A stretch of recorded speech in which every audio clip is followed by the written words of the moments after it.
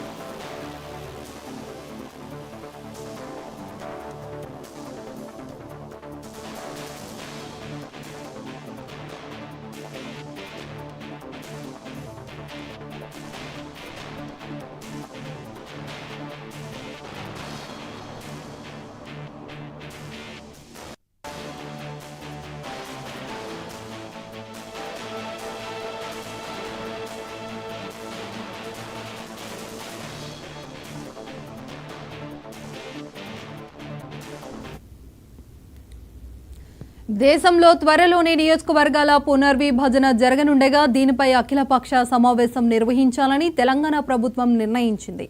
ఈ సమావేశంలో పాల్గొనాలని అన్ని పార్టీలకు deputy CM Bhatti Vikramarka, Congress senior నేత జానారెడ్డి లేఖలు రాశారు. త్వరలోనే అఖిలపక్ష భేటీ తేదీ, వేదిక ప్రకటిస్తామని పేర్కొన్నారు. పార్టీలకు అతీతంగా అందరూ ఈ సమావేశంలో పాల్గొనాలని పిలుపునిచ్చారు.